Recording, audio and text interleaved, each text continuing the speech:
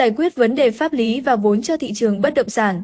Một năm 2022 với nhiều khó khăn với thị trường bất động sản đang dần khép lại. Tuy nhiên, vẫn có những niềm tin về sự ổn định và thanh lọc cho ngành trong thời gian tới. Bức tranh không chỉ có những gam màu sáng. Theo số liệu trong 3 quý đầu năm, thị trường bất động sản đã cho thấy sự phục hồi nhất định sau một thời gian dài chịu tác động của đại dịch. Tuy nhiên, cần nhìn nhận thực tế rằng bức tranh hồi phục ấy không chỉ toàn những gam màu sáng. Thị trường bất động sản vẫn đối mặt với một số khó khăn. Thứ nhất là vấn đề nguồn cung hạn chế, các sản phẩm mới trên thị trường chủ yếu có giá trị cao.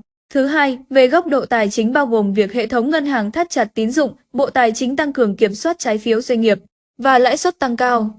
Thứ ba, ở góc độ phát triển dự án, tình trạng tắc nghẽn pháp lý diễn ra trong thời gian dài gây khó khăn cho nguồn cung thị trường, ảnh hưởng đến phương án tài chính của chủ đầu tư dẫn đến giá thành tăng. Thứ tư, quỹ đất phát triển dự án rất hạn chế, làm ảnh hưởng đến khả năng phát triển dự án mới của các chủ đầu tư. Một trong những xu hướng đáng chú ý trong thời gian qua là sản phẩm mới đang có khuynh hướng dịch chuyển khỏi trung tâm và nằm ở các vùng lân cận, nơi sản phẩm có thể vừa cung cấp được cho người dân địa phương, vừa có thể dành cho người làm việc ở thành phố Hồ Chí Minh hay Hà Nội. Hệ thống hạ tầng giao thông kết nối vẫn đang được đầu tư mở rộng và tạo điều kiện cho xu hướng này cũng như quan điểm mua nhà của khách hàng.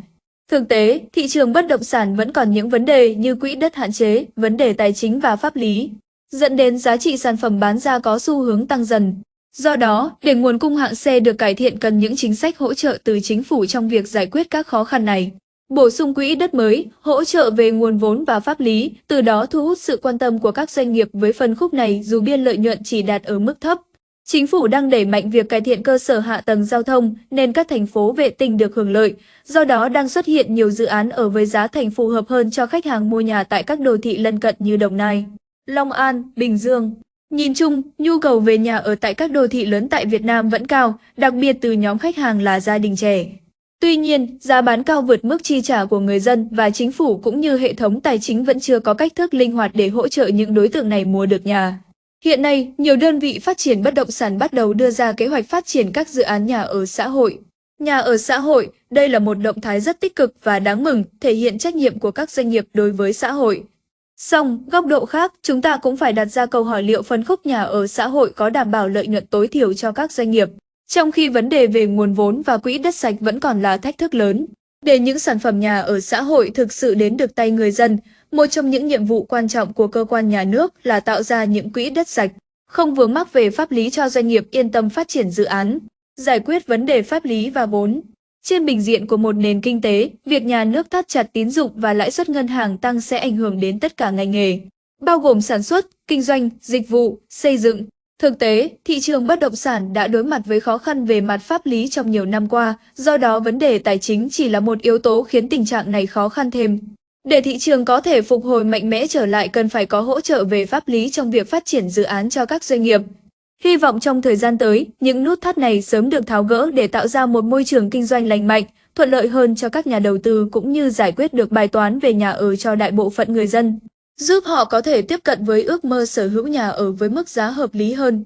Bên cạnh đó, nền kinh tế và tài chính của Việt Nam trong thời gian tới cũng bị tác động rất lớn bởi những ảnh hưởng của biến động trên thế giới như lạm phát, giá hối đoái giữa các đồng tiền ngoại tệ, tình hình khan hiếm của xăng dầu và các bất ổn chính trị xã hội ở nhiều quốc gia.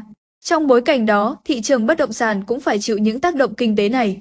Do đó, cá nhân chuyên gia dự đoán năm 2023 thị trường sẽ chuyển biến khá thận trọng. Về tính thanh khoản của thị trường, phân khúc nhà ở vẫn sẽ duy trì mức thanh khoản ổn. Tuy nhiên, nguồn cung hạn chế và vắng bóng sản phẩm vừa túi tiền với người tiêu dùng sẽ làm ảnh hưởng đến tính thanh khoản. Những phân khúc như bất động sản công nghiệp và văn phòng vẫn hoạt động tốt và các doanh nghiệp sẽ tiếp tục có nhu cầu mở rộng. Ở góc độ tài chính, những dự án đang dở dang cần phải được giải ngân để tiếp tục quá trình xây dựng, tạo ra nguồn cung mới cho thị trường, không làm khó người mua.